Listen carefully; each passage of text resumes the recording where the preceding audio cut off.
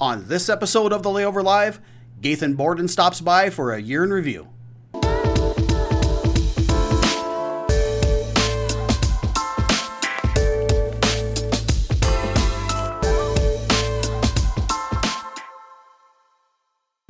All right, hello everyone, and welcome to episode 160 of the Layover Live, where we bring you the top article from the Layover each week. I'm Jason Swick, VP of Strategy and Insights, and welcome to our show this week. Now, normally we kick off the show with an article of the week, but as Grant and I were preparing for the show and thinking back to all that's happened over the last year, we thought it'd be good to maybe do an episode around this year in review. Now, the last 12 months or so have had a lot of marketers scrambling just to stay afloat. It truly was a year like no other, with current events dramatically shaping the digital marketing landscape. Travel came to an almost near halt. Stock markets were fluctuating up and down. This thing called crypto took off. Real estate's been exploding. Seems like every day social and political turmoil was amongst us. And then we also had this little thing called COVID-19 that's affected all of us at great lengths. Now, looking over the past year, we had a lot of really, really great guests on the show. And along the way, we've talked to dozens of you about how you're handling the pandemic.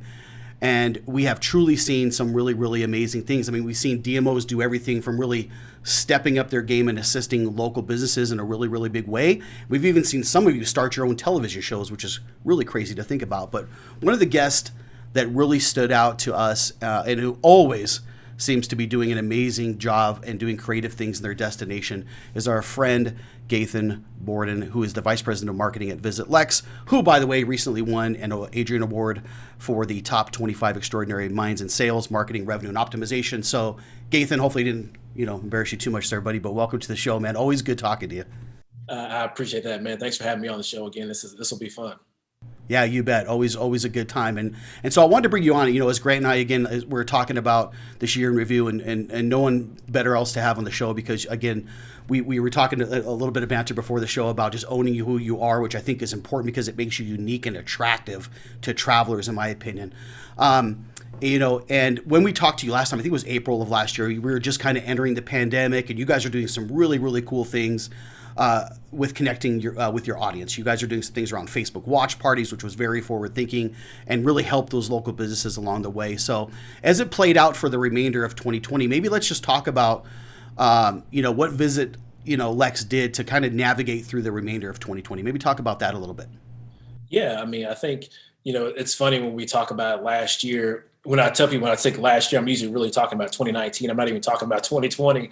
But, I mean, it brought nothing but chaos, right? I mean, it brought less visitation. And obviously with less visitation, we had a smaller budget.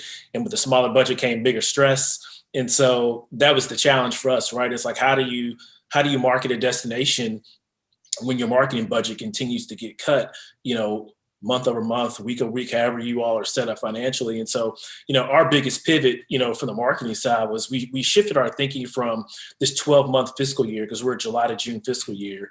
And like most other people, we're putting our plans in for a full year. This is what we're going to do. We shifted that and we said, well, we're going to look at it in 4-month windows because we never knew what was going to happen. So we said, let's look at the next 4 months. And at least we can try to control that. And so we changed, the markets of where we spend media dollars based on all the industry feedback and research that we had access to. So we kind of went backwards and we started with our locals first, and our main message was really talking about how hard the industry was hit and how you as a local can actually help rebuild and restore the businesses in our city and help rebuild our industry. And then as we got into the fall in the pandemic, we felt comfortable enough to put out some messaging targeting in-state travelers because we started to see that people were traveling. Now, that was whether we agree with that decision or not. But, they were traveling by car because they were with immediate family and friends. They felt the safest that way. And then we also knew that with unemployment levels being so high that if someone did want to travel, they weren't going to go far, didn't have a lot of money.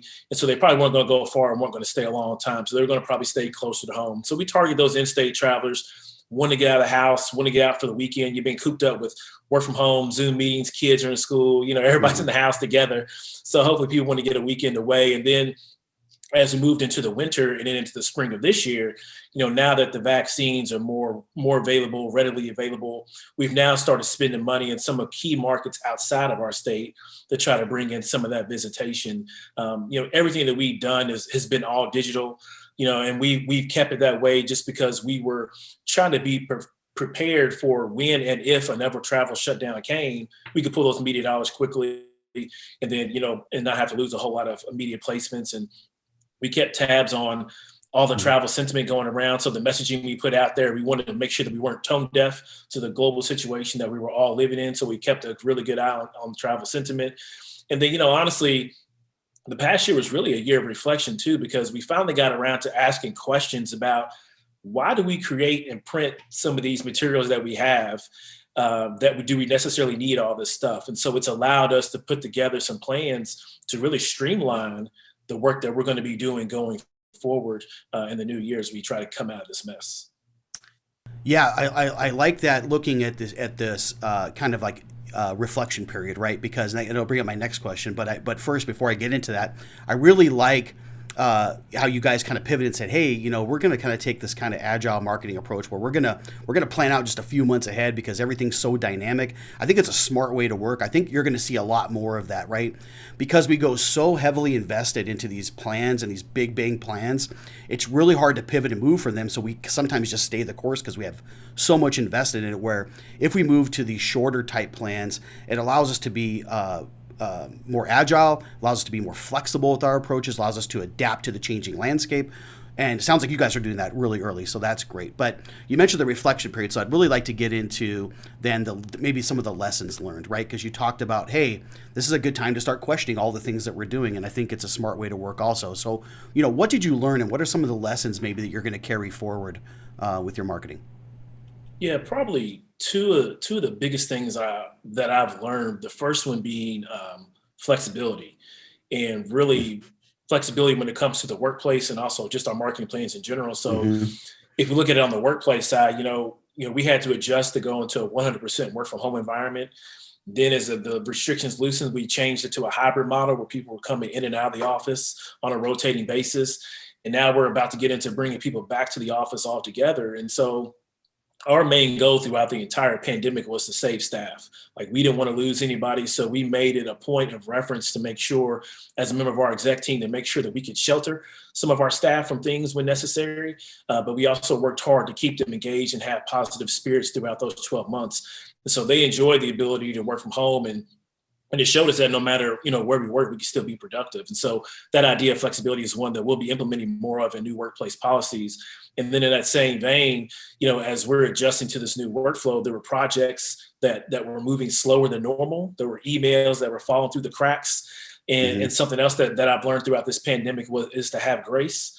I made it a point to tell my team that if you didn't get to something, it's okay. In this pandemic, there are so many more important things going on in this world that's more important than an email. And so I used to tell the team, I said, just allow yourself some grace, but feel comfortable in telling people that say, hey, you know what? I haven't gotten to it yet, but thank you for the reminder. I'll put this back on my list and get back to that. So the idea of having flexibility and the idea of having grace, those are two of the biggest things that I think I've learned, and that will carry on forward, because those two concepts will factor into a lot of things as we try to make media plans, make media decisions, and try to be more flexible as we go forward. Yeah, no, I those lessons learned are great. We talked about flexibility. I think that's ultra important. I think, boy, most DMOs have learned that. And you talked about grace, and it resonated with me because I think about that too. During this whole time, the stress of having your job and being working from home and trying to get used to that dynamic, which with a lot of teams was very different. Then we had kids at home for the first time, and trying to make all of this work, and extending that grace and being understanding of people, like, hey, listen, as long as you get things done, if you got to take some time off in between here or there to get your mind right, or to take a break, or to go do something, having that grace is important to your, we're not doing brain surgery, right? And so these aren't critical things that are crucial that have to happen, but hey, giving people the grace to be able to trust our neighbor and make sure they're doing their level best, and allow them that flexibility. Boy, that goes a long way, and I could not agree with you more. I think it's a good lesson learned. So then, looking ahead then, Gathan, and you talked about, budgeting, getting ready to plan for this next year. What does the future look like then in your eyes? This is tough trying to look through the crystal ball, man, but what's the future look like for Visit Lex? How does the path differ now than maybe from what what would have been a normal year in 2019? Yeah, the path is totally different. for the Mhm. destination, the future is pretty bright for our destination. We were fortunate that we've got several tourism development projects that had started pre-COVID and actually kept Oh, going on during the mhm. pandemic. So there's some good announcements that we have coming out of this that we're really excited about that'll help. But prior to the pandemic, we were really working on our organization becoming the leading community voice for our city. And the pandemic actually catapulted us to the forefront. And so when in the middle of the pandemic, while we're non-member based. So, we really have to scrap these relationships that we have. We have some really boots on the ground folks on our team that actually just help build these relationships one-on-one without a membership department. And so we were, relaying messages about federal relief dollars, furlough information, unemployment, anything that came about, we would actually share that with all of our industry partners. And so catapults us to the front. And so now we're in a space now where, everybody wants to work with us, whether it's tourism or not. People are knocking on the door saying, "Hey, Visit Lex, can I ask your opinion on this? Can I get you to the table this?" Of course, everybody wants money, which we don't have a lot of, right? But again, people are still involving us in conversations that we normally haven't been a part of. And a lot of it is not even tourism related. So that's really fun. So this year, it's really going to differ in the aspect of, like, we're going to be doing a lot more advocacy efforts. And that's in trying to secure some of the federal dollars, not only for our organization, but also for our industry. And then I think on the marketing side, man, I'm kind of going back to square one. I'm trying to reestablish benchmarks, for all of our media efforts, because, the post-COVID traveler is going to be totally different than the pre-COVID traveler. And so trying to figure out, like, what are the new metrics that we're going to have to do? Like, I'm not trying to go back when I'm setting goals to say, okay, let's put our goals back to what we were doing in 2019. Like, that's not going to happen, because it's just not going to work that way. So we're going to build ourselves up to those kinds of goals. But, one thing that we'll always continue to do is I'm just a huge fan of PR stunts and activations throughout the year. We try to do 3 or 4 of those a year. So we'll try to do more of those. And the 4-month windows that we were doing, the media plans, I actually kind of like it. It was actually really fun, because it really made us really scrappy. And to me, I think we monitored what we did more closely, looking at it in a 4-month window, because we knew you only got 4 months. And you can't really make a mistake in that 4 months. If you got 12 months, like, we messed up, we can fix it. 4 months, you got to fix it, So it makes us quicker to make decisions. So I kind of like that kind of mentality. So trying to figure out, how do we take a 12-month strategy, but break it down into 4-month windows where we're working hard on those really 4 months. So really for me, the path just differs, is about, focus, like, how do we set ourselves up to, recover and rebound to get back to those pre-COVID numbers as fast and as responsible as possible. Yeah, listen, it sounds like a lot of great things that are going on with Visit Lex and moving forward. You talked about carrying some of that flexible mindset moving forward, which you had mentioned with a lesson learned, and again, it gives you that agility, allows you to focus on that time being. I think when you break things up like that into chunks, it's very, very helpful. And then you mentioned being at the forefront of leadership, right? You had to wear different hats now and kind of be and use this as an opportunity to better connect with your stakeholders and better connect with your businesses, which you guys took great advantage of that. So I want to ask you just one more thing before I let you go. And again, because you're one of the best that's in the business, as it relates to marketing, you talked about activations, doing that stuff. You're really excellent with those things. What advice, now, I know we asked you this a year ago, but what advice now do you have for DMOs moving forward, if you had to leave them with 1 or 2 things? Yeah, my advice is really the same, no matter what year it is, good or bad year. Like, find your trusted circle and bounce those ideas off as many people as possible. I just think it's so crucial, because at the end of the day, when you start having these conversations, you're going to realize you're in the same boat as everybody else. Lexington, our 300,000 people, are in the same boat as New York City with their 5 boroughs. Like, everybody's struggling to get travelers back. We're all going to go about it in different ways. We all had different messages, but at the end of the day, we all do the same thing. We just have a different aspect that appeals to a different traveler. But being able to talk through some of these ideas, thoughts, and concepts you have, and bounce those off of people within the industry is really the key, I think, to being a successful marketer, because it allows you to get different points of view from people who do what you do and understand what you do and are in the same industry as you are. And it really helps, just like that whole rising tide lifts all boats. You might be able to give somebody else an idea that could help them become better, and then they can return that favor and give you an idea that helps you become better. So I'm just a big fan of trying to find that circle of friends you have that you can maintain those conversations with and bounce ideas off of to help you grow and become better.